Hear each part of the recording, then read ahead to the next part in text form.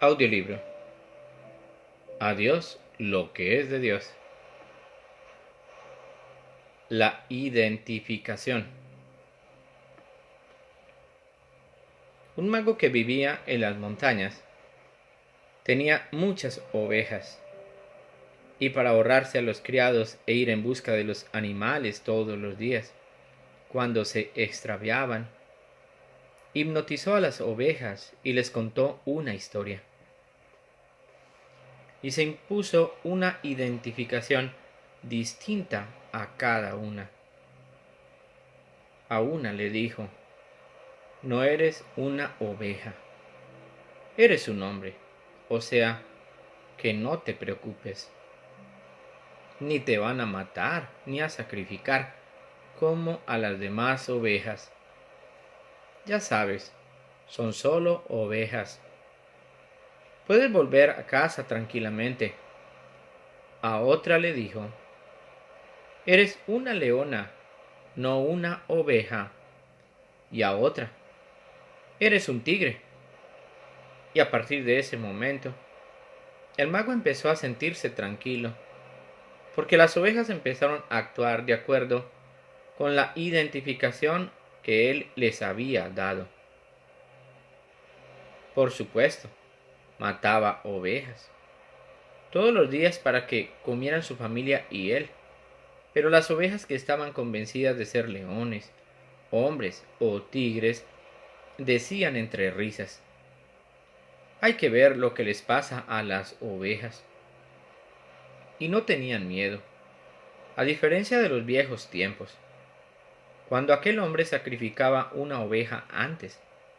Las demás decían temblorosas: mañana es el día final. ¿Cuánto voy a vivir? Y por eso se escapaban, para librarse del mago. Pero luego, nadie podía escaparse, porque había leones, tigres. Se les había implantado toda clase de identidades. Identificarse con algo que tú no eres. Así se forma el ego. El ego significa identificarse con algo que tú no eres, seas lo que seas. No necesitas identificación. No hace falta que te identifiques con ello, puesto que ya lo eres. De modo que cuando se da una identificación, es con algo que tú no eres. Tú puedes identificar, te puedes identificar con el cuerpo, con la mente, pero desde el mismo momento en que te identificas, te pierdes. En eso consiste el ego, y así es como se forma y como cristaliza el ego. Siempre que afirmas el yo, se produce una identificación con algo, con un hombre, una forma, con un cuerpo, con un pasado, una mente, unos pensamientos, unos recuerdos. Se produce una profunda identificación, y sólo entonces puedes afirmar el yo. Si no te identificas con ninguna otra cosa y sigues siendo tú mismo, no puedes decir yo. Ese yo simplemente desaparece. Yo significa identidad. La identidad constituye la base de toda esclavitud. Identifícate y estarás encarcelado. La identidad se convertirá en tu cárcel. No te identifiques. Sigue siendo tú mismo y así encontrarás la libertad. En eso consiste el cautiverio. El ego es el cautiverio y la ausencia de ego la libertad. Y ese ego no es sino identificarse con algo que tú no eres. Pongamos un ejemplo. Todo el mundo se identifica con su nombre, pero todo el mundo nace sin nombre. Después, el nombre adquiere tanta importancia que hay quienes son capaces de morir por él. ¿Qué es un nombre? En cuanto te identificas, adquiere gran importancia. Sin embargo, todas las personas nacen sin nombre, innombradas. Lo mismo ocurre con la forma. Todo el mundo se identifica con su propia forma. Todos los días te pones ante el espejo. ¿Y qué ves? ¿A ti mismo? No. Ningún espejo puede reflejarte a ti tal y como eres, sino solo la forma con la que te identificas. Pero la estupidez de la mente humana alcanza tal grado que la forma cambia constantemente, día a día, y nunca te desilusionas. ¿Cuál era tu forma cuando eras pequeño? ¿Cuál era tu forma cuando estabas en el seno materno? ¿Cuál era tu forma cuando solo estabas en la semilla de tus padres? Si te presentaran una fotografía, ¿reconocerías el feto en el vientre de tu madre? ¿Lo reconocerías y dirías, ese soy yo? No, pero debes haberte identificado con él mucho antes. Después viniste al mundo. Y si pudiera reproducirse tu primer llanto, ¿lo reconocerías y dirías, ¿es mi llanto? No, pero era tuyo, y debes haberte identificado con él. Si se le pudiera enseñar un álbum a un moribundo, una forma en continuo cambio. Sí, hay una continuidad, pero cada momento es un cambio. El cuerpo cambia cada 7 años por completo. Nada sigue igual, y una sola célula. Y, sin embargo, pensamos, esta es mi forma, esto soy yo. Y la conciencia carece de forma. La forma es algo externo que cambia sin cesar, como nos cambiamos de ropa. Esa identificación es el ego. Si no te identificas con nada, ni con un nombre, ni con una forma, con nada, ¿dónde está el ego entonces?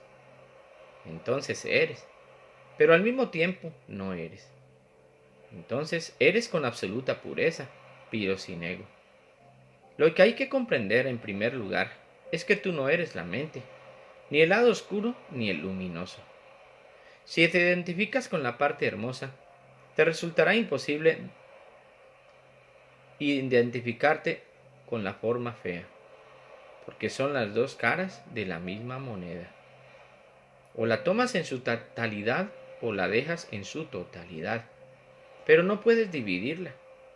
Y toda la angustia del ser humano se reduce a que quiere elegir lo que parece hermoso, luminoso.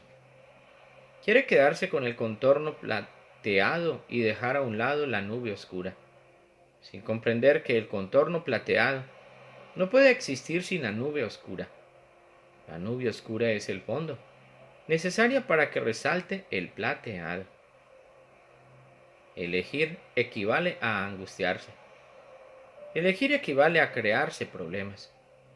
No elegir significa lo siguiente, que la mente está ahí, con su lado oscuro y su lado luminoso. Pues muy bien, ¿y qué? ¿Qué tiene que ver contigo? ¿Por qué tendrías que preocuparte por semejante cosa? En cuanto dejas de elegir, desaparecen todas las preocupaciones. Se acepta plenamente que así tiene que ser la mente, que así es la naturaleza de la mente y que no es problema tuyo, porque tú no eres la mente. Si tú fueras la mente, no habría ningún problema.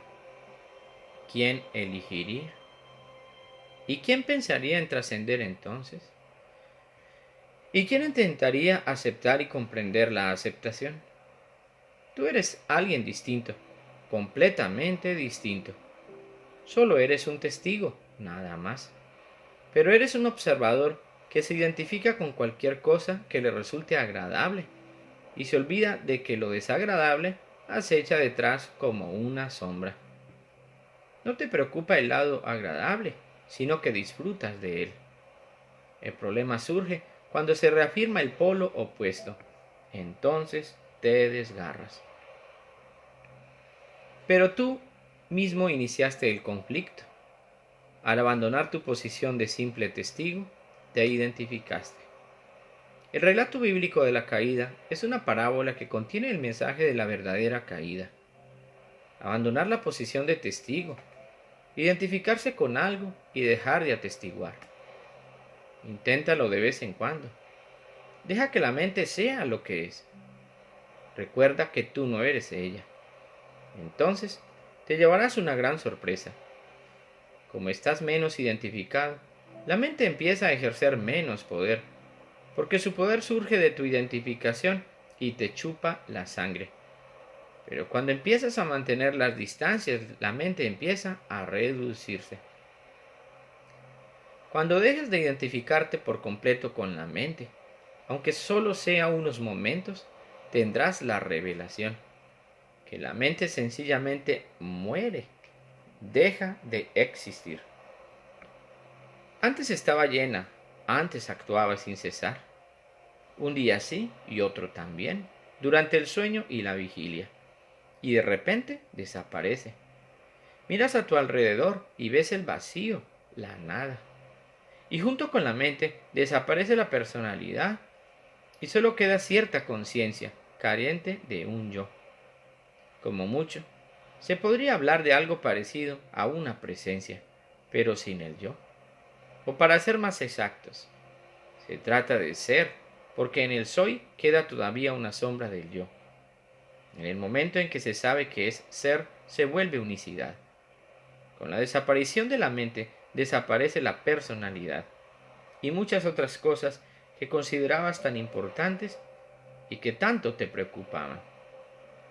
Intentabas resolverlas y cada día se volvían más complicadas.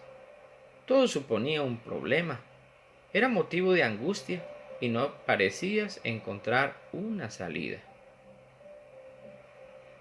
Medita sobre esta parábola. Meten un ganso pequeño en una botella y le dan de comer. El ganso crece cada día más y ocupa la botella por completo. Es tan grande que no puede salir por el cuello de la botella, demasiado pequeña. Entonces surge el desafío. ¿Cómo sacar el ganso sin matarlo y sin romper la botella? Realmente complicado. ¿Qué hacer? El ganso es demasiado grande. No se puede sacar de la botella a menos que se rompa. Pero eso no está permitido. También se puede sacar el animal matándolo, pero tampoco está permitido. El discípulo medita día tras día. Piensa esto, lo otro. No encuentra solución, porque en realidad no existe. Cansado, realmente agotado, de repente tiene una revelación. De repente, comprende que al maestro no le interesan ni la botella ni el ganso, que deben de representar algo distinto. La botella es la mente, tú eres el ganso. Y si actúas como testigo, es posible. Sin estar en la mente, puedes identificarte tanto con ella que empiezas a notar que estás en ella. El discípulo va corriendo a ver al maestro y le dice que el ganso está fuera. El maestro replica: lo has comprendido, déjalo fuera. Nunca ha estado dentro. Si continúas luchando con el ganso y la botella, jamás resolverás el problema. Se trata de darte cuenta de que efectivamente debe representar otra cosa, porque si no el maestro no te lo plantearía. ¿Y qué puede ser? Si tenemos en cuenta que toda la relación entre maestro y discípulo se refiere a la mente y la conciencia. La conciencia es el ganso que no está dentro de la botella de la mente, pero tú crees que sí está y no paras de preguntar a todo el mundo cómo sacarlo. Algunos imbéciles te ayudarán con ciertas técnicas, y los llamo imbéciles porque no comprenden el asunto en absoluto. Como el ganso está fuera y nunca ha estado dentro, no se plantea el problema de sacarlo. La mente es una sucesión de pensamientos que desfila frente a ti en la pantalla del cerebro. Tú eres un observador, pero empiezas a identificarte con cosas bonitas que te engatusan. Y en cuanto quedas atrapado por las cosas bonitas, también quedas atrapado por las cosas feas, porque la mente no puede existir sin dualidad. La conciencia no puede existir con dualidad, mientras que la mente no puede existir sin ella. La conciencia no es dual y la mente sí. De modo que solo existe una solución y es crear una distancia entre tu mente y tú. Tanto si es algo bueno, hermoso, algo que te gustaría disfrutar de cerca, como si es algo feo, mantente lo más lejos posible. Míralo como podrías ver una película. El problema es que las personas se identifican incluso con las películas.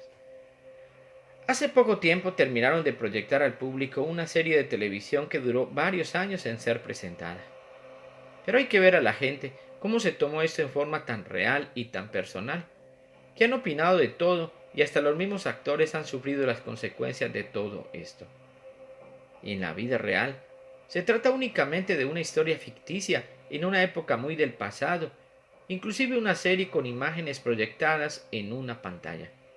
Y la gente se ríe, llora y durante todo ese tiempo están casi perdidos. Forma parte de la proyección.